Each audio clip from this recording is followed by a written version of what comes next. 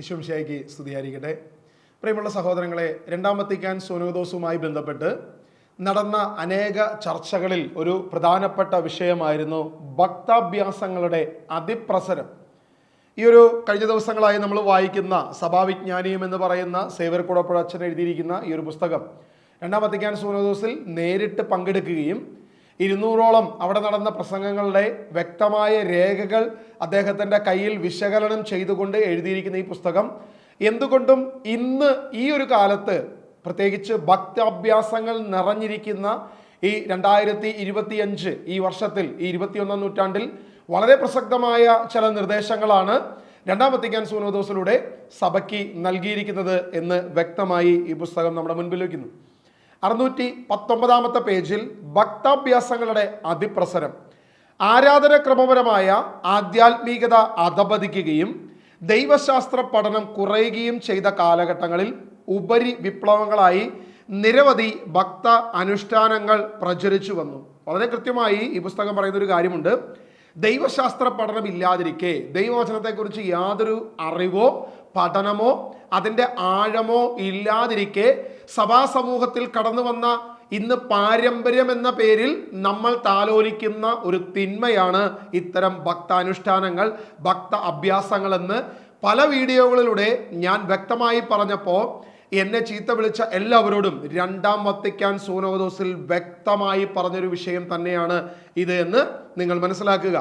മിശിഹായുടെ ദിവ്യ ഉപദേശങ്ങൾ നന്നായി പഠിക്കുകയും അവയനുസരിച്ച് ജീവിക്കുകയുമാണ് യഥാർത്ഥ ക്രൈസ്തവ ജീവിതം. വഴിയും ജീവനും സത്യവുമായ മിശിഹായാണ് വിശുദ്ധിയിലേക്ക് എല്ലാവരെയും നയിക്കുക. എന്നാൽ വിശുദ്ധ ലിഖിതം ശരിയായി മനസ്സിലാക്കുകയോ വിശുദ്ധ പാരമ്പര്യത്തിൻ്റെ ഭാഗമായ ആരാധനക്രമം വേണ്ട വിധം ആചരിക്കുകയോ ചെയ്യാതെ വന്ന സാഹചര്യത്തിൽ സ്വർഗത്തിലെത്താനുള്ള കുറുക്കു വഴിയായി പല ഭക്താഭ്യാസങ്ങളും പ്രചരത്തിലായി. കുറുക്കു വഴികൾ പൊതുവെ ആകർഷങ്ങളാണല്ലോ. വ്യക്തമായിട്ട് പറയുക, നമ്മളൊരു കുറുക്കു വഴി, എളുപ്പവഴി, ഷോർട്ട് കട്ട് എന്നൊക്കെ പറയുന്ന ഒരു സംഭവം ഉണ്ടല്ലോ. നമുക്കെത്താൻ ഒരു എളുപ്പ വഴിയായിട്ട് ചില ഭക്താഭ്യാസങ്ങൾ മാറിയിരിക്കുന്നു എന്ന് എൻ്റെ അഭിപ്രായമല്ല. ഈ പുസ്തകം രണ്ടാം വത്തിക്കാൻ സുനോദോസിന്റെ വിശകലനം വ്യക്തമായി സഭയോട് പറഞ്ഞിരിക്കുന്ന കാര്യമാണ്. നിങ്ങളൊന്ന് പരിശോധിച്ച് നോക്കുക. ഇങ്ങനെ ഒരു പ്രബോധനം ഉണ്ടായിരിക്കെ, സഭയ്ക്ക് ഇങ്ങനെ ഒരു വിശ്വാസവും അത് രണ്ടാം വത്തിക്കാൻ സുനോദോസിൽ ആ കൗൺസിലിൽ വ്യക്തമായി ചർച്ച ചെയ്യുകയും നിശിതമായി അതിനെ വിമർശിക്കുകയും ചെയ്ത വിഷയം ഇന്നും കേരളത്തിലെ ജനത്തിന് അറിയത്തില്ല, ഇവിടുത്തെ വിശ്വാസികൾക്ക് അറിയത്തില്ല. ഇന്നും കൃപാസനം പോലെയുള്ള ഭക്ത അഭ്യാസങ്ങൾ എന്നല്ല അതിനെ വിളിക്കേണ്ടത്, ആഭാസങ്ങൾ ഇന്ന് നടന്നുകൊണ്ടിരിക്കുന്നു. അതായത് ക്രിസ്തു കേന്ദ്രീകൃതമല്ലാതെ, ക്രിസ്റ്റോസെൻട്രിക് അല്ലാതെ നടക്കുന്ന ചില ആഭാസങ്ങൾ ഇന്ന് കേരള സഭയിൽ നടക്കുന്നു, പല സഭകളിലും നടക്കുന്നു എന്ന് വ്യക്തമായി മനസ്സിലാക്കി അതിൻ്റെ തെറ്റ് തിരുത്തണമെന്ന് പ്രബോധനം നൽകിയത് ഈ രണ്ടാം വത്തിക്കാൻ സുനോദോസിൽ വ്യക്തമായി നൽകി. പക്ഷെ ഏതെങ്കിലും ഒരു പുരോഹിതൻ ഇതിനെക്കുറിച്ച് നമ്മളെ പഠിപ്പിച്ചിട്ടുണ്ടോ? ഏതെങ്കിലും ഒരു പുരോഹിതര് ഈ ഒരു പ്രബോധനം സഭയ്ക്കോ കേരള സമൂഹത്തിനോ നൽകാറുണ്ടോ? പകരം ഈ ഭക്താഭ്യാസങ്ങളെ എത്രത്തോളം താലോലിക്കാൻ പറ്റുമോ, ഓരോ പുരോഹിതരും ഓരോ ഇടവകയിലും ഓരോ കുരിശും തൊട്ടിയിലേക്ക് വരുമ്പോഴും അവിടെ നടക്കുന്ന അഭ്യാസങ്ങളെ ആഭാസങ്ങളാക്കി പണപ്പെട്ടി വീർപ്പിക്കുക എന്നല്ലാതെ ഏതെങ്കിലും ഒരു വ്യക്തി ഈ ഒരു സുനോദോസിൽ അല്ലെങ്കിൽ ഈ കൗൺസിലിൽ കൃത്യമായി ഇതിനെതിരെ തെറ്റ് തിരുത്തലിനെ കുറിച്ച് പറഞ്ഞിട്ടുണ്ട് എന്ന് എത്ര പേര് പറഞ്ഞു തന്നിട്ടുണ്ട്? നമുക്ക് താഴോട്ട് നമ്മൾ വായിക്കുമ്പോൾ, പ്രത്യേക ദിവസങ്ങളിലും കാലയളവിലും നിശ്ചിത പ്രാർത്ഥനകൾ പ്രത്യേക വിധത്തിൽ ചൊല്ലുകയോ മറ്റും അതുപോലെയുള്ള ഭക്താനുഷ്ഠാനങ്ങൾ കൃത്യമായി നടത്തുകയോ ചെയ്താൽ നിത്യ രക്ഷ സുനിശ്ചിതമാണെന്നുള്ളവരുടെ ചിന്താഗതി പ്രബലമായി തികച്ചും യാന്ത്രികവും മാന്ത്രികവുമായ ഒരു ആത്മീയ വീക്ഷണം ഇതാണ്. അതായത് നമ്മൾ മന്ത്രം ചൊല്ലുന്നത് പോലെ, ഒരു യന്ത്രം വർക്ക് ചെയ്യുന്നത് പോലെ അതിന് ഒരു ഇൻപുട്ട് കൊടുത്തു കഴിഞ്ഞാൽ ആ ഇൻപുട്ട് അനുസരിച്ച് അതിങ്ങനെ കറങ്ങിക്കൊണ്ടിരിക്കും. അല്ലെങ്കിൽ അതെന്താണോ ചെയ്യുന്നത് അത് കൃത്യമായിട്ട് ചെയ്തുകൊണ്ടിരിക്കും. ഇങ്ങനെ ചെയ്യുന്നത് രക്ഷയ്ക്ക് ആധാരമാണ്, രക്ഷയ്ക്ക് അവന് അനുകൂലമായ കാര്യമാണ് എന്ന തെറ്റായ ചിന്താഗതി അവരുടെ ആധ്യാത്മികതയുടെ ആധാരം അതാണ് എന്നാണ് പറയുന്നത്. സുവിശേഷാധിഷ്ഠിതമായ ക്രൈസ്തവ സാക്ഷ്യത്തെക്കാൾ അന്ധമായ ഭക്ത അനുഷ്ഠാനങ്ങളായിരുന്നു അക്കൂട്ടർക്ക് കൂടുതൽ ആകർഷകവും പ്രാധാന്യവും. ദണ്ഡവിമോചനത്തെ പറ്റിയും തിരിശേഷിപ്പുകൾ, തീർത്ഥാടനങ്ങൾ, നൊവേനകൾ എന്നിവയെ പറ്റിയുമൊക്കെ ആധ്യാത്മികയുടെ അതിർവരമ്പുകൾക്കപ്പുറമുള്ള ധാരണകൾ പ്രചരിക്കുകയും ചെയ്തു. 4 പ്രധാനപ്പെട്ട വിഷയങ്ങൾ, അതായത് വളരെ കൃത്യമായി: 1, ദണ്ഡവിമോചനം; 2, തിരിശേഷിപ്പുകൾ. തിരിശേഷിപ്പുകളുടെ കാര്യം പറയുമ്പോൾ വളരെ ദുഃഖകരമായ കാര്യങ്ങൾ, അതായത് ഒരു വിശുദ്ധന്റെ ശരീരത്തിൽ എത്രത്തോളം അവയവങ്ങളുണ്ടോ അതിൻ്റെ 7 ഇരട്ടി ദേവാലയങ്ങളിൽ അദ്ദേഹത്തിൻ്റെ തിരിശേഷിപ്പ് എന്ന് പറഞ്ഞ് ഇന്നും വണങ്ങുന്നതും അത്ഭുതങ്ങൾക്ക് വേണ്ടി കാത്തിരിക്കുന്ന, പണപ്പെട്ടികൾ വീർപ്പിക്കുന്ന വിശ്വാസികളുടെ ആഭാസങ്ങൾ ഇന്നും നമ്മുടെ ഇടയിലുണ്ട്, നമ്മുടെ ചുറ്റുപാടുമുണ്ട്. തോമാസ് ലീഹ കേരളത്തിൽ വന്നു എന്നുള്ളതിന് തെളിവില്ല, പക്ഷേ തോമാസ് ലീഹയുടെ തിരിശേഷിപ്പ് പോലും ഇന്ന് നമ്മുടെ കയ്യിലുണ്ട്. ഇതാണ് ഭക്ത ആഭാസങ്ങളുടെ അല്ലെങ്കിൽ ഇത്തരം തെറ്റായ ചിന്തകളുടെ അടിസ്ഥാനമെന്ന് നമ്മൾ ഇനിയെങ്കിലും തിരിച്ചറിയണം. പലർക്കും ക്രിസ്തീയ ജീവിതം കുറെ ഭക്ത്യാഭ്യാസങ്ങളുടെ വിശ്വസ്തമായ ആചരണം മാത്രമായി തീർന്നു. സഭാത്മികമായ വീക്ഷണമോ ഉത്തരവാദിത്തപൂർണമായ ക്രൈസ്തവ ജീവിതമോ ഇത്തരക്കാരിൽ പ്രകടമായിരുന്നില്ല എന്ന് വ്യക്തമായി ഈ പുസ്തകം അതിൻ്റെ 619 പേജിൽ ഭക്ത അഭ്യാസങ്ങളുടെ അതിപ്രസരം എന്ന വിഷയവുമായി ബന്ധപ്പെട്ട് നമ്മളുടെ മുൻപിൽ കൃത്യമായി വ്യക്തിക്കുന്നു. അനുദിന ജീവിത വ്യാപാരങ്ങളിൽ വിശ്വാസത്തിന്റെ വെളിച്ചത്തിൽ നടത്തുന്നതിന് പകരം ആധ്യാത്മിക ജീവിതം കുറെ അന്ധമായ മതാനുഷ്ഠാനങ്ങൾ നടത്തി നേടാമെന്ന് കരുതുന്നത് തികച്ചും തെറ്റാണെന്ന് സഭ പഠിപ്പിക്കുന്നു. പക്ഷെ വിശ്വാസികൾ ഇതുവരെ ആ കാര്യത്തെക്കുറിച്ച് ഒരു ബോധ്യമോ അറിവോ ലഭിച്ചിട്ടില്ല എന്നുള്ളത് വ്യക്തം തന്നെ. സാധാരണഗതിയിൽ ഈ വിശുദ്ധരോടുള്ള വണക്കത്തിന്റെ അല്ലെങ്കിൽ അതിപ്രസരമായ കാര്യങ്ങൾ നമ്മൾ പറഞ്ഞു വെക്കുമ്പോൾ ആദ്യം വരുന്ന ചോദ്യം, അയ്യോ ഡൊമിനിക്കച്ചൻ മാതാവിന്റെ രൂപം വെച്ച് ആരാധിക്കുന്നുണ്ടല്ലോ അല്ലെങ്കിൽ പ്രാർത്ഥിക്കുന്നുണ്ടല്ലോ, ഇങ്ങനെ വിശുദ്ധരായിട്ടുള്ള പലരുടെയും പേരുകൾ, ഈ വിശുദ്ധരൊക്കെ ദൈവം കാണുന്നില്ലേ? അല്ലെങ്കിൽ സഭ വിശുദ്ധരായി പ്രഖ്യാപിച്ച ഇവരൊക്കെ ഈ വിശുദ്ധരോട് അല്ലെങ്കിൽ അവർക്ക് മുന്നുണ്ടായിരുന്ന വിശുദ്ധരോടോ മാതാവിനോടോ ഒക്കെ സ്ഥിരമായി മാധ്യസ്ഥം യാചിച്ചിരുന്നതും ഇങ്ങനെയുള്ള അതിപ്രസരങ്ങൾ അവരിലും ഉണ്ടായിരുന്നല്ലോ എന്നൊരു ചോദ്യം സ്ഥിരമായി നമ്മുടെ ഇടയിൽ കടന്നു വരുന്നതാണ്. അതിനെക്കുറിച്ച് 2 വത്തിക്കാൻ സൂനോദോസ് പറയുന്നൊരു കാര്യം, സന്യാസികളുടെ സ്വാധീന മേഖലയിൽ ഉൾപ്പെടുത്തി അവരുടെ 3ാം തരക്കാരായി അൽമായരെ അനുരൂപപ്പെടുത്താനുള്ള ശ്രമങ്ങൾ നിരവധി നടന്നിട്ടുണ്ട്. സന്യസ്തരുമായുള്ള അനുരൂപണം ആധ്യാത്മിക വളർച്ചയ്ക്ക് പരിത്യക്തമാണെന്ന് ധാരണയുണ്ടാകുമ്പോൾ അപ്രകാരമായ ഒരു രീതി സ്വീകരിക്കാനുള്ള പ്രവണത സാധാരണക്കാരിൽ ഉണ്ടാവുക സ്വാഭാവികമാണല്ലോ. ഓരോ സന്യാസ സഭയും തങ്ങളുടെ പ്രവൃത്തി മേഖലകളിൽ തങ്ങളുടേതായ ഭക്താഭ്യാസങ്ങൾ ആത്മാരുടെ ഇടയിൽ പ്രചരിപ്പിക്കുന്നതും പരിശ്രമിച്ചു പോന്നു. ഇപ്രകാരം മാറി വരുന്ന വ്യത്യസ്ത സന്യാസ നേതൃത്വങ്ങളിൽ നിന്നും നിരവധി ഭക്താഭ്യാസങ്ങൾ ആത്മാരുടെ ഇടയിൽ പ്രചരിച്ചു. ക്രമേണ ക്രൈസ്തവ ജീവിതത്തിന്റെ മുഖമുദ്ര ഇപ്രകാരമുള്ള ഭക്ത്യാഭ്യാസങ്ങളുടെ വിശ്വാസാധിഷ്ഠിതമായ അനുഷ്ഠാനമാണെന്ന് ധാരണയുണ്ടായി. യഥാർത്ഥ ആധ്യാത്മികത സന്യാസിതരുടേതാണെന്നും അവരെ അനുകരിക്കുന്നതിലൂടെയാണ് വിശുദ്ധിയിൽ എത്തിച്ചേരുന്നതിനുള്ള തെറ്റായ ധാരണകൾ സഭയിൽ പ്രചരിക്കുകയും ചെയ്തു. ഇതിന്റെ ഫലമായി തങ്ങളുടെ ജീവിതാന്തസ്സിന്റെ മാഹാത്മ്യം മനസ്സിലാക്കുവാനോ അതിൻ്റെതായ കടമകൾ ആത്മാർത്ഥതയോടെ നിറവേറ്റിക്കൊണ്ട് വിശുദ്ധിയിൽ വളരാനോ ആത്മായർ ഉദ്യമിക്കാതെയായി. പ്രിയമുള്ളവരെ, നമ്മളെ ചുറ്റും കാണുന്ന അനേക സന്യസ്ത സമൂഹങ്ങളുണ്ട്. ഇപ്പോൾ മദർ തെരേസയെ ഫോളോ ചെയ്യുന്ന സന്യസ്ത സമൂഹങ്ങളുണ്ട്, കൊച്ചു തെരേസ പുണ്യവാളത്തിനെ ഫോളോ ചെയ്യുന്ന സന്യസ്ത സമൂഹങ്ങളുണ്ട്. ഇങ്ങനെ ലോകത്ത് വിവിധങ്ങളായ അനേക സന്യസ്ത സമൂഹങ്ങളുണ്ട്. അവർ ചെയ്യുന്ന ചില ഭക്ത്യാഭ്യാസങ്ങളുണ്ട്. തങ്ങളുടെ സ്ഥാപക വിശുദ്ധയാണ് അല്ലെങ്കിൽ വിശുദ്ധനാണ് ഏറ്റവും ശ്രേഷ്ഠമെന്ന് സമൂഹത്തിൽ പ്രചരിപ്പിക്കുന്ന രീതിയിൽ ചില ഭക്താഭ്യാസങ്ങൾ അവരായിരിക്കുന്ന സ്ഥലങ്ങളിൽ പ്രചരിപ്പിക്കും. അല്ലെങ്കിൽ ഇതിൻ്റെ നേതൃത്വ നിരയിലായിരിക്കുന്നവർ വിവിധങ്ങളായ ഇടവകകളിലേക്കോ സ്ഥലങ്ങളിലേക്കോ മാറി ചെല്ലുന്നതിനനുസരിച്ച് അവരുടെ പേഴ്സണൽ ആയിട്ടുള്ള ഏതെങ്കിലും വിശുദ്ധരോടുള്ള ഭക്തിയും അഭ്യാസങ്ങളും ആഭാസങ്ങളും അവിടെ കൂടുതലായി പ്രചരിപ്പിക്കും. അതിനു വേണ്ടിയിട്ടുള്ള അനുരൂപണങ്ങൾ, അതിനു വേണ്ടിയിട്ടുള്ള വചനപ്രഘോഷണങ്ങൾ, ഇങ്ങനെ വേണ്ട സകല രീതികളും ഓരോ ഇടവകകളിലും വരുമ്പോൾ വിശ്വാസികൾ കൺഫ്യൂഷനാകും. അവർ വിചാരിക്കുന്നത് ഓക്കെ, ഈ സന്യാസിയെ അനുകരിക്കുന്നതാണ് അല്ലെങ്കിൽ ഈ വിശുദ്ധനെ അനുകരിക്കുന്നതാണ് വിശുദ്ധിയിലേക്ക് വരാനുള്ള ഏകമാർഗം എന്ന തെറ്റിദ്ധാരണ ഇവരുടെ ഇടയിൽ ഉണ്ടാകുകയും അൽമായർക്ക്, അതായത് ഈ പുസ്തകം അൽമായർ എന്ന് വിളിക്കുന്ന അല്ലെങ്കിൽ സഭ അൽമായർ എന്ന് വിളിക്കുന്ന ഒരു കാര്യം നിങ്ങൾക്ക് അറിയാലോ, ആ 3ാം തരക്കാരായി സഭ പോലും കാണുന്ന അല്ലെങ്കിൽ ഇന്നത്തെ അധികാരികൾ കാണുന്ന സാധാരണ വിശ്വാസികൾ എന്ന് വിളിക്കുന്ന ഇവർക്ക് വിശുദ്ധിയിലേക്ക് വളരുവാനോ അല്ലെങ്കിൽ അങ്ങനെ ഒരു വിശുദ്ധിയെക്കുറിച്ച് സ്വപ്നം കാണാനോ കഴിയാത്ത വണ്ണം ഇത്തരം തെറ്റിദ്ധാരണകൾ ഇടയാക്കിയെന്ന് എൻ്റെ അഭിപ്രായമല്ല, വ്യക്തമായി രണ്ടാം വത്തിക്കാൻ സുനോദോസിൽ ഉയർന്നു വന്ന ഒരു പ്രധാനപ്പെട്ട വാദമായിരുന്നു. വീണ്ടും മിശിഹായിൽ കേന്ദ്രീകൃതമല്ലാത്ത ആത്മീയത, അതായത് ക്രിസ്റ്റോസെൻട്രിക് അല്ലാത്ത, ക്രിസ്തുവിനെ കാണാത്ത, മിശിഹായെ കാണാത്ത ചില ആധ്യാത്മികത എന്ന രീതിയിൽ പ്രചരിച്ചു വരുന്ന ചില ഭക്താഭ്യാസങ്ങളെ കുറിച്ച് വ്യക്തമായി പുസ്തകം പറയുകയാണ്. ഭക്തപ്രസ്ഥാനങ്ങളുടെ ആധിക്യത്താൽ മിശിഹായിൽ കേന്ദ്രീകൃതമായ ആധ്യാത്മിക ജീവിതം വളർത്തിയെടുക്കാൻ പലപ്പോഴും സാധിക്കാതെ വന്നു. ദൈവവചനം വിശുദ്ധ പാരമ്പര്യങ്ങളെ അവഗണിക്കപ്പെടുമ്പോൾ തൽസ്ഥാനത്ത് മറ്റു പലതും സ്ഥാനം പിടിക്കും. വളരെ വ്യക്തമായിട്ട് പറയുക, ദൈവവചനവും വിശുദ്ധ പാരമ്പര്യങ്ങളും അവഗണിക്കപ്പെടുമ്പോൾ തൽസ്ഥാനത്ത് മറ്റു പലരും സ്ഥാനം പിടിക്കും. അതായത് നമ്മൾ സാധാരണഗതിയിൽ പറയുന്നല്ലോ, അവനവനിരിക്കുന്നിടത്ത് അവനവനിരുന്നില്ലെങ്കിൽ എന്ന് പറയുന്ന ആ രീതി, വിശുദ്ധ പാരമ്പര്യങ്ങളും വിശുദ്ധ ബൈബിളും ദൈവവചനവും ഇരിക്കേണ്ട സ്ഥാനത്ത് ഇന്ന് ഇരിക്കുന്നത് പലതും ശരിയല്ല എന്ന് ഈ പുസ്തകം വ്യക്തമായിട്ട് നമ്മളോട് പറയുകയാണ്. എന്നിട്ട് പറയുകയാണ്, വിശുദ്ധ ജീവിതത്തിന് വഴിയും ജീവനും സത്യവുമായ ഈശോ മിശിഹായാണ് യഥാർത്ഥ മാർഗദർശിയും ചൈതന്യ സ്രോതസ്സും. മിശിഹായിൽ കേന്ദ്രീകൃതമായ ആരാധന കുറഞ്ഞതോടെ വിശുദ്ധരോടുള്ള വണക്കം കൂടി വന്നു. എവിടെയാണ് വിശുദ്ധരോടുള്ള വണക്കം കൂടിയത്? പലരും പറയുന്നുണ്ട് മാതാവിലൂടെ ക്രിസ്തുവിലേക്ക്, വിശുദ്ധരിലൂടെ ക്രിസ്തുവിലേക്ക്, വിശുദ്ധരിലൂടെ വിശുദ്ധിയിലേക്ക്, ഇങ്ങനെ പറഞ്ഞു വയ്ക്കുന്ന പല ആളുകളെയും നമുക്ക് കാണാൻ സാധിക്കും. പല വ്യക്തികളെയും, പല ധ്യാന കേന്ദ്രങ്ങളെയും അല്ലെങ്കിൽ ധ്യാന ഗുരുക്കന്മാരെ പോലും നമുക്ക് കാണാൻ സാധിക്കും.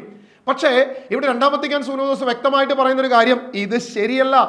ക്രിസ്തു കേന്ദ്രീകൃതമല്ലാതെ വരുമ്പോഴാണ് വിശുദ്ധർക്ക് പ്രാധാന്യമേറുന്നതും ഇത് ദൈവത്തോടുള്ള ആരാധന കുറയുകയും വിശുദ്ധരോടുള്ള വണക്കം കൂടി വരികയും ചെയ്യും. ദേവാലയങ്ങൾ തന്നെ വിശുദ്ധരുടെ പ്രതിമകൾ കൊണ്ടും നിറഞ്ഞിരിക്കുന്നു. നമ്മൾ പറയുമ്പോഴല്ലേ പ്രശ്നമുള്ളൂ.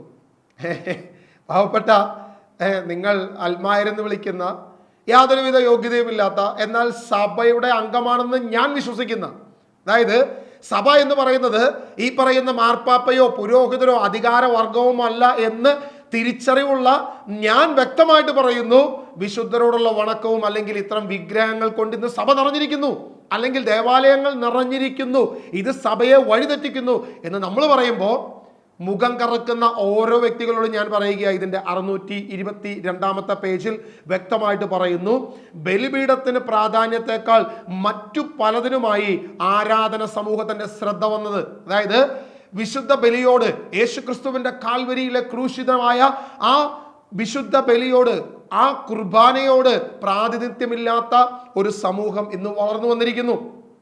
പകരം ചുറ്റുമുള്ള വിഗ്രഹങ്ങളിലേക്ക് അവരുടെ ശ്രദ്ധ തിരിഞ്ഞുപോയി.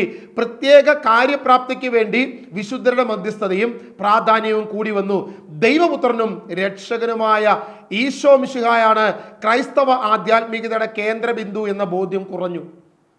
ക്രിസ്തുവാണ് ഏക മധ്യസ്ഥൻ, ഏക കേന്ദ്രബിന്ദു എന്ന വിശ്വാസം ഇന്ന് ആർക്കും ഇല്ലാതെയായി, അത് കുറഞ്ഞു. ആരാധന ക്രമവത്സരവും വിശുദ്ധരിൽ കേന്ദ്രീകൃതമായി. നിങ്ങളൊന്ന് ആലോചിച്ച് നോക്കുക. ആരാധനയുടെ രീതികൾ അല്ലെങ്കിൽ അതിൻ്റെ ക്രമവത്സരം, അതിൻ്റെ നമ്മൾ ആചരിച്ചു പോകുന്ന രീതികൾ പോലും ക്രിസ്തുവിൽ നിന്നും വിശുദ്ധരിലേക്ക് കേന്ദ്രീകൃതമായി ഓരോ ദിവസവും സഭയുടെ വണക്കത്തിനായി പ്രത്യേകം വിശുദ്ധരുടെ നാമം നിശ്ചയിക്കപ്പെട്ടു. അതായത് അനുദിന വിശുദ്ധർ. കുറേ മുണ്ണക്കുഞ്ഞാടുകൾ പറഞ്ഞുകൊണ്ട് കിടക്കുന്ന, പ്രചരിപ്പിക്കുന്ന അനുദിന വിശുദ്ധരെ കുറിച്ചുണ്ടല്ലോ, അവരൊന്നും വിശുദ്ധരല്ല എന്നല്ല ഞാൻ പറഞ്ഞത്. ഈ അനുദിന വിശുദ്ധരോടുള്ള വണക്കമാണ് ഏറ്റവും ശ്രേഷ്ഠമെന്ന് പറയുന്ന ചില യൂട്യൂബ് ചാനലുകളുണ്ട്, ചില വിശ്വാസികളുണ്ട്.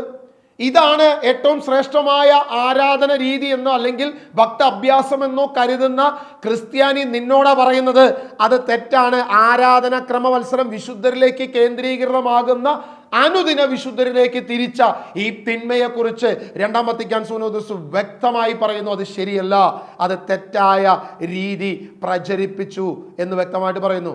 വിശുദ്ധരുടെ നാമം നിശ്ചയിക്കപ്പെട്ടു. പാശ്ചാത്യ സഭയിലാണ് ഈ രീതികളെല്ലാം പ്രചരിച്ചത്. നിങ്ങൾ ശ്രദ്ധിക്കണേ, പൗരസ്ത്യ സഭയിലല്ല, പാശ്ചാത്യ സഭ, നമ്മളും നിങ്ങളും ഒക്കെ അടങ്ങുന്ന കത്തോലിക്ക, കേരള റോമൻ സഭ അടങ്ങുന്ന എറണാകുളമോ ചങ്ങനാശ്ശേരിയോ ഇങ്ങനെ വേണ്ട എല്ലാ റീത്തുകളും അടങ്ങുന്ന, നമ്മൾ അഭിമാനത്തോടെ ഞാൻ കത്തോലിക്കൻ എന്ന് പറയുന്ന കത്തോലിക്ക സഭയാകുന്ന പാശ്ചാത്യ സഭയിലാണ് ഈ രീതി മുഴുവൻ പ്രചരിച്ചത്. അടുത്ത ദിവസത്തെ വീഡിയോയിൽ എന്തുകൊണ്ട് ഈ രീതി പ്രചരിച്ചു, 12ാം നൂറ്റാണ്ട് മുതൽ 16ാം നൂറ്റാണ്ട് വരെയുള്ള നവോത്ഥാന കാലഘട്ടത്തിൽ വന്ന മാർപ്പാപ്പമാരെ കുറിച്ചും അവരിലൂടെ വന്ന പ്രബോധനങ്ങളും തെറ്റായ വശങ്ങളും ഫ്യൂഡലിസവും രാഷ്ട്രീയവും തിന്മകളും നിറഞ്ഞ, പ്രബോധനങ്ങൾ നിറഞ്ഞ ഇരുണ്ട 4 യുഗത്തെക്കുറിച്ചുള്ള പഠനങ്ങൾ വ്യക്തമായി അടുത്ത ദിവസങ്ങളിൽ നമ്മൾ വരുന്നുണ്ട്. അത് വരുമ്പോൾ നിങ്ങൾക്ക് മനസ്സിലാവും എവിടെയാണ് വിശുദ്ധരിലേക്ക് തിരിഞ്ഞത്, എവിടെയാണ് ക്രിസ്റ്റോ സെൻട്രിക് മാറി സെയിന്റ് സെൻട്രിക് ആയി മാറിയത് എന്നുള്ളതിനെ കുറിച്ച് വ്യക്തമായി ഓരോ വിശ്വാസിക്കും മനസ്സിലാകും. പ്രിയമുള്ള ദൈവജനമേ, നമ്മൾ തിരിച്ചറിയണം നമ്മൾ എവിടെയാണ് നിൽക്കുന്നത്.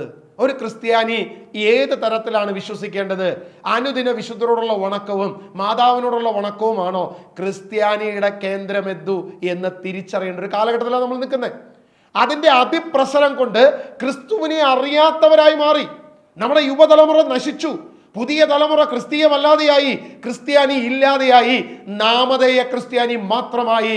ഇന്ന് തെരുവിലിറങ്ങി ഗുണ്ടായിസം കാണിക്കുന്ന നാമധേയ ക്രിസ്ത്യാനികളായി നമ്മുടെ സമൂഹം അധപതിച്ചതിൻ്റെ കാരണം ഓരോ വിശുദ്ധ കുർബാന നടക്കുമ്പോഴും തർക്കങ്ങളും തല്ലുകളും പോലീസും പട്ടാളവും അല്ലെങ്കിൽ ഇങ്ങനെയുള്ള രീതികൾ വരുന്നതിൻ്റെ കാരണം വളരെ കൃത്യമാണ്.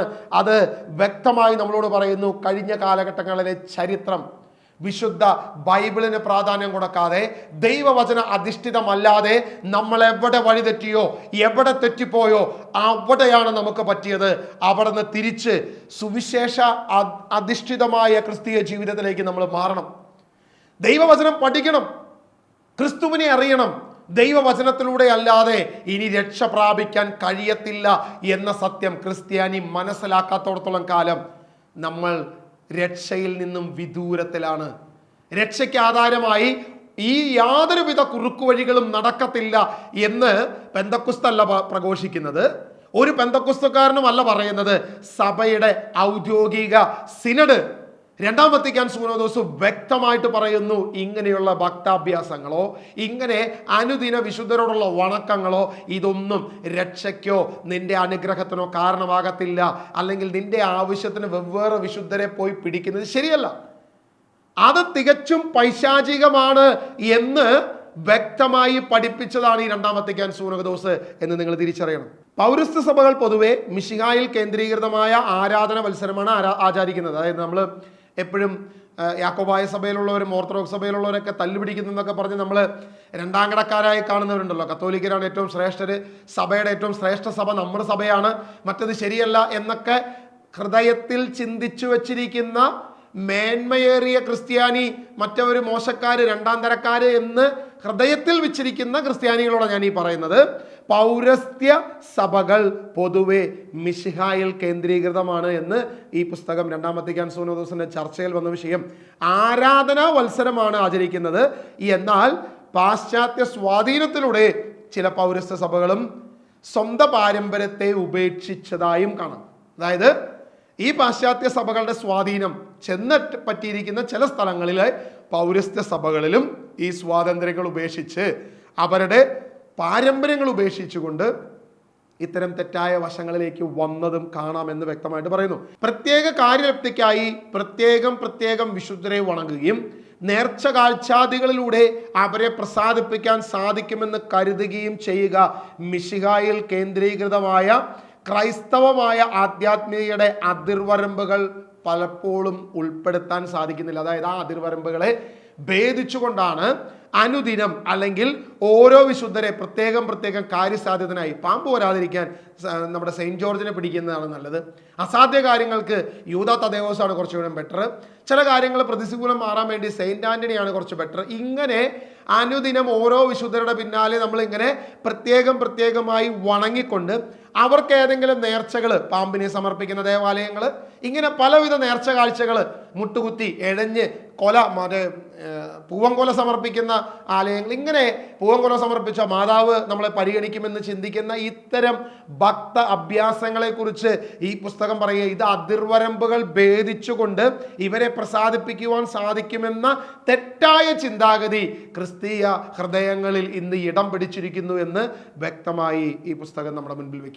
രണ്ടാം വത്തിക്കാൻ സുനോദോസിന്റെ ഖണ്ഡിക 40-ാം ഖണ്ഡികയിൽ വളരെ വ്യക്തമായി ചർച്ച ചെയ്തിരിക്കുന്ന ഒരു വിഷയമാണ് മിശിഹായിൽ കേന്ദ്രീകൃതം എന്ന വിഷയം. ക്രൈസ്തവ ആധ്യാത്മികത ഭക്തി പ്രസ്ഥാനങ്ങളെ ആശ്രയിക്കാൻ തുടങ്ങിയത് മധ്യകാലഘട്ടത്തിലാണ്. ക്രിസ്തീയ കേന്ദ്രീകൃതമായ ആധ്യാത്മികത നഷ്ടപ്പെട്ടു എന്നതായിരുന്നു ഇതിൻ്റെ ഫലം. മിശിഹായാണ് ആധ്യാത്മിക ജീവിതത്തിൻ്റെ ആരംഭവും അവസാനവും. അതായത് ഒരു പ്രാർത്ഥന തുടങ്ങുന്നതും അവസാനിക്കുന്നതും ക്രിസ്തുവിലായിരിക്കണം. അല്ലാതെ ക്രിസ്തു കേന്ദ്രീകൃതമല്ലാതെ ഒരു പ്രാർത്ഥനയില്ല. നിങ്ങൾ ആലോചിച്ച് നോക്കുക, വിശുദ്ധ കുർബാന സ്ഥാപിക്കപ്പെട്ട, ക്രിസ്തുവിൽ സ്ഥാപിക്കപ്പെട്ട വിശുദ്ധ കുർബാനയ്ക്ക് ശേഷം ഈ വിശുദ്ധ കുർബാന എഴുന്നള്ളി വെച്ചുകൊണ്ട് അതിൻ്റെ മുമ്പിലിരുന്ന് കൊന്ത ചെല്ലുന്ന ഭക്താഭ്യാസങ്ങൾ കേരളത്തിൽ സുലഭമായി നടക്കുന്ന കാര്യമാണ്. കേരളത്തിൽ ഉടനീളം നടക്കുന്ന കാര്യമാണ്. നിത്യാരാധന ചാപ്പലിൽ പോയി ഞാൻ കൊന്ത ചൊല്ലി. ഞാൻ ചോദിച്ചു ഒരു സുഹൃത്തിനോട്, നിങ്ങൾക്ക് എന്ത് ലഭിച്ചു? കഴിഞ്ഞ 10-20 വർഷമായി നിത്യാരാധന ചാപ്പലിൽ പോയി കൊന്ത ചൊല്ലി യാതൊന്നും ലഭിക്കാത്തൊരു വ്യക്തി എന്നെ വിളിച്ചു, ബ്രദറെ എനിക്ക് പ്രത്യേകിച്ച് യാതൊരു ഗുണം ഉണ്ടായിട്ടില്ല. നിങ്ങളൊന്ന് ആലോചിച്ച് നോക്കുക. കാരണം നമ്മുടെ പ്രശ്നം ഇതാണ്. വ്യക്തമായി രണ്ടാം വത്തിക്കാൻ സിനോദസിന്റെ ഖണ്ഡിക 40 ക്രൈസ്തവ വിശുദ്ധിയിലേക്ക് ക്ഷണിക്കപ്പെട്ടവരുടെ മാതൃകയും ക്രിസ്തു മാത്രമാണ് എന്ന് പറഞ്ഞുകൊണ്ട് ജനതകളുടെ പ്രകാശം എന്ന ഖണ്ഡിക 14 വ്യക്തമായി പ്രതിപാദിക്കുന്ന വിഷയം ഇതാണ്. ക്രിസ്തു കേന്ദ്രീകൃതമായിരിക്കണം, ക്രിസ്തുവിൽ തുടങ്ങണം, ക്രിസ്തുവിൽ അവസാനിപ്പിക്കണം, അല്ലാതെ ഒരു കാര്യമില്ല. ഏറ്റവും ശ്രേഷ്ഠമായ ആരാധനയായ വിശുദ്ധ കുർബാന കഴിഞ്ഞതിന് ശേഷം ആ വിശുദ്ധ കുർബാന എഴുന്നള്ളിച്ച് വെച്ച് ജപമാല പ്രാർത്ഥന ചെല്ലും. അപ്പൊ അത് ക്രിസ്തു കേന്ദ്രീകൃതമാണോ? അല്ല. അവിടെ ക്രിസ്തു കേന്ദ്ര ബിന്ദു എന്നുള്ളത് മാറിക്കഴിഞ്ഞു. നമ്മൾ അവളെ അതിന്റെ അതിർവരമ്പ് ഭേദിച്ച് പുറത്തു ചാടി. കാരണം വ്യക്തമായി സഭ പഠിപ്പിക്കുന്നു, മിശിഹായുടെ ആത്മീക ജീവിതത്തിന്റെ ആരംഭവും അവസാനവും ക്രിസ്തുവാണ്. ക്രിസ്തുവിൽ തുടങ്ങണം, ക്രിസ്തുവിൽ അവസാനിപ്പിക്കണം. നമ്മുടെ പഴയ എല്ലാ പ്രാർത്ഥനാ പുസ്തകങ്ങളിലും നമുക്ക് കാണാൻ പറ്റും, സ്വർഗസ്ഥനായ പിതാവേ, നന്മ നിറഞ്ഞ മറിയമേ, ത്രിത്വസ്തുതി. ഇത് പലരിലും കാണാൻ പറ്റും. എന്താണ് ഇത് സൂചിപ്പിക്കുന്നത്? കർത്താവ് പഠിപ്പിച്ച സ്വർഗസ്ഥനായ പിതാവയിൽ നിന്നും തുടങ്ങണം. അതിനിടയിൽ വേണമെങ്കിൽ, നിർബന്ധമല്ല, ഒരു വ്യക്തിക്ക് ആവശ്യമെങ്കിൽ ഒരു വിശുദ്ധനോട് അല്ലെങ്കിൽ മാതാവിനോട് ഒരു മധ്യസ്ഥം അപേക്ഷിക്കാം, നന്മ നിറഞ്ഞ മറിയമേ. അങ്ങനെ അപേക്ഷിച്ചാൽ ത്രിത്വസ്തുതി, പിതാവിൻ്റെയും പുത്രനെയും പരിശുദ്ധാത്മാവിൻ്റെയും നാമത്തിൽ, അങ്ങനെ ദൈവത്തോട്, ത്രിയേക ദൈവത്തോട് ചേർന്ന് നീ വീണ്ടും ക്രിസ്തുവിൽ തുടങ്ങി ക്രിസ്തുവിൽ അവസാനിപ്പിക്കണമെന്നാണ് ഇവിടെ പറഞ്ഞു വച്ചിരിക്കുന്നത്. ഇതല്ലെങ്കിൽ നീ ക്രിസ്തുവിന്റെ അതിർവരമ്പ് ഭേദിച്ച് പുറത്തുപോയി. നിന്റെ കാര്യസാധ്യത്തിന് നീ വിശുദ്ധനെ നീ ഒരു ഉപകരണമാക്കി, നീ അത് ബിസിനസ് മാറ്റി. അവിടെ ക്രിസ്തു ഇല്ല. നീ ക്രിസ്തുവിൽ നിന്ന് പുറത്തു പോയെന്നാണ് രണ്ടാം വത്തിക്കാൻ സിനോദസിന്റെ 40-ാം ഖണ്ഡിക വ്യക്തമായി നമ്മളെ പഠിപ്പിക്കുന്ന വിഷയം. എത്ര ക്രിസ്ത്യാനിക്ക് ഇതറിയാം? നിങ്ങൾ പഴയ ഏത് പാഠ്യപുസ്തകം എടുത്ത് നോക്ക്, പ്രാർത്ഥനാ പുസ്തകം എടുത്ത് നോക്ക്, ഇവിടെ എല്ലാം നിങ്ങൾക്ക് കാണാം, സ്വർഗസ്ഥനായ പിതാവേ, നന്മ നിറഞ്ഞ ത്രിത്വസ്തുതി. ഇതെന്തുകൊണ്ട് എന്നുള്ളത് ഇനിയെങ്കിലും ക്രിസ്ത്യാനി മനസ്സിലാക്കുക. വേണമെങ്കിൽ നീ വിശുദ്ധന്റെ അടുത്തോട്ട്, അതായത് സ്വർഗസ്ഥനായ പിതാവേ എന്ന് വിളിക്കുമ്പോൾ തന്നെ ഒരുവന് ദൈവവുമായിട്ടുള്ള ബന്ധമാണ്. ദൈവം മകനായി എന്നെ സ്വീകരിച്ചു, മക്കളെങ്കിൽ അവകാശികളാണ്. ഈ പ്രസ്താവനയാണ് നമ്മളിവിടെ ഏറ്റു ചെല്ലുന്ന സ്വർഗസ്ഥനായ പിതാവ് പ്രാർത്ഥനയിൽ. ഇത് പ്രാർത്ഥിച്ചതിന് ശേഷം വേണമെങ്കിൽ മാത്രം നിനക്ക് നന്മ പറഞ്ഞ ചെല്ലാം. അങ്ങനെ ചൊല്ലിയാൽ നീ ദൈവവുമായിട്ടുള്ള ബന്ധം വീണ്ടും സ്ഥാപിക്കണം. വിശുദ്ധന്റെ അടുത്തോട്ട് പോയി കഴിഞ്ഞാൽ നീ ത്രിത്വസ്തുതി ചൊല്ലി പിതാവായ, പുത്രനായ, പരിശുദ്ധാത്മാവായ ത്രിയേക ദൈവത്തോട് നീ ചേരണമെന്ന് സഭയുടെ പ്രബോധനമാണ്. അങ്ങനെ ചേർന്നില്ലെങ്കിൽ നീ ആ അതിർവരമ്പിന് പുറത്താ. പിന്നെ നീ ക്രിസ്ത്യാനി എന്ന് വിളിക്കാൻ പോലും, വിളിപ്പേര് പോലും നിനക്കില്ല. ഈ പറയുന്ന ആളാണ് നമ്മൾ ഇങ്ങനെ ഉരുട്ടിക്കൊണ്ടിരിക്കുന്നത്. അത് വിശുദ്ധ കുർബാന എഴുന്നള്ളിച്ച് വെച്ചിട്ട്. നിങ്ങളൊരു കൗതുകരമായൊരു സംഭവം ശ്രദ്ധിച്ചിട്ടുണ്ട്. ഈ മാതാവിൻ്റെ, യേശു ക്രിസ്തുവിനെ എടുത്തുകൊണ്ടിരിക്കുന്നു എന്ന് പറയപ്പെടുന്ന മാതാവിൻ്റെ വിഗ്രഹം, എന്നെ സംബന്ധിച്ചത് വിഗ്രഹം തന്നെയാണ്. അത് ഞാൻ എവിടെയും പറയും. അപ്പൊ ഈ വിഗ്രഹം, ആ വിഗ്രഹം, മാതാവ് എന്ന് പറയുന്ന ആ വിഗ്രഹത്തിന്റെ കയ്യിലിരിക്കുന്ന ഉണ്ണിയേശു എന്ന് പറയുന്ന മറ്റൊരു വിഗ്രഹം, ഈ ഉണ്ണിയേശുവിന്റെ കയ്യിൽ കൊന്തയുണ്ട്. നിങ്ങൾ ശ്രദ്ധിച്ചിട്ടുണ്ടോ? പാവം ഉണ്ണിയേശു മാതാവിനോട് കൊന്ത ചൊല്ലി മധ്യസ്ഥം അപേക്ഷിക്കുന്ന ഉണ്ണിയേശുവാണ് നമ്മുടെ ഉണ്ണിയേശു. ഇത്രയും ഉള്ളൂ ക്രിസ്ത്യാനിയുടെ അബദ്ധജടിലമായ വിശ്വാസമെന്ന് ഇനിയെങ്കിലും ക്രിസ്ത്യാനി നീ തിരിച്ചറിയുക. കത്തോലിക്ക വിശ്വാസി നീ തിരിച്ചറിയുക. ഇത് സഭയുടെ പ്രബോധനമല്ല. സഭയിൽ നിന്നും അടർന്നുപോയി അതിർവരമ്പുകളെ ഭേദിച്ചിട്ടുള്ള അബദ്ധ സിദ്ധാന്തങ്ങളാണെന്ന് ഇനിയെങ്കിലും ഈ ക്രിസ്ത്യാനി തിരിച്ചറിയട്ടെ എന്ന് ഞാൻ ആഗ്രഹിക്കുന്നു. ഞാൻ പ്രാർത്ഥിക്കുന്നു നിങ്ങൾക്ക് വേണ്ടി.